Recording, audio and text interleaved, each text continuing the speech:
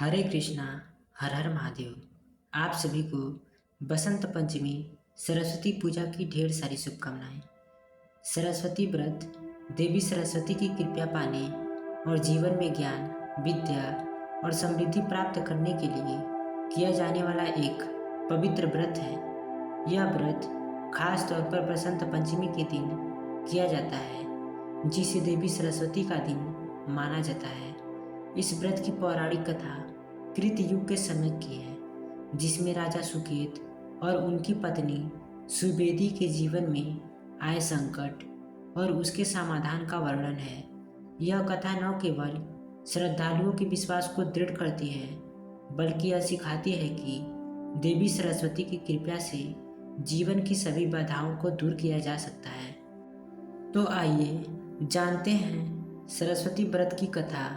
कृत युग में सुकेत नाम का एक धर्मात्मा राजा था। वह न्यायप्रिय और अपने राज्य के नागरिकों का भली भांति ध्यान रखने वाला शासक था। उनकी पत्नी सुवेदी अत्यंत सुंदर, बुद्धिमान और धार्मिक प्रवृत्ति की थी।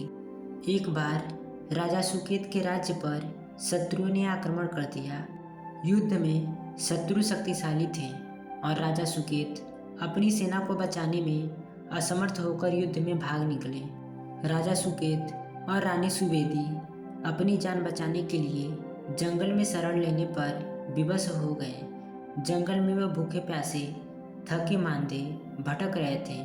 कठिन परिस्थिति में राजा सुकेत का शरीर थकान से जवाब दे गया और वे गिर पड़े। रानी ने अपनी गोद को राजा का सिर रखने का सहारा बनाया और भगवान से प्रार्थना करने लगी। संयोगवश उस समय महर्षि अंगिरस उसी जंगल से गुजर रहे थे। उन्होंने राजा और रानी को देखा और उन्होंने उनकी दुख का कारण पूछा। रानी ने रोते हुए अपनी दुर्दशा की पूरी कहानी सुनाई।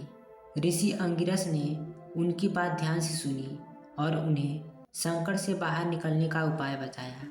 ऋषि ने बताया कि पास में ही पंचवटी तालाब के निकट एक पवित्र स्थान है, जिसे दुर्गा क्षेत्र कहा जाता है।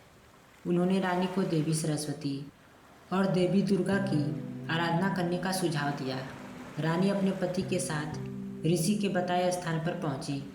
ऋषि ने उन्हें पंचवटी तालाब में स्नान करने और शुद्ध मन में देवी सरस्वती की पूजा करने के लिए कहा। उन्होंने राजा और रानी को षोडश उपचार पूजा की विधि सिखाई।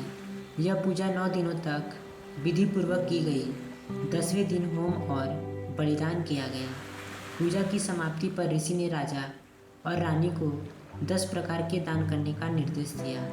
देवी सरस्वती की कृपा से राजा और रानी का जीवन बदल गया। कुछ समय बाद उन्हें पुत्र रत्न की प्राप्ति हुई। उन्होंने अपने पुत्र का नाम सूर्य प्रताप रखा। सूर्य प्रताप ने अंगिरस ऋषि के आश्रम में शिक्षा प्राप्त की और एक साहसी योद्धा बने। बड़े होकर उन्होंने अपने पिता के राज्य पर कब्जा करने वाले शत्रुओं को हराया और राज्य को पुनः स्थापित किया। इस घटना के बाद रानी सुवेदी हर वर्ष यह व्रत करने लगी।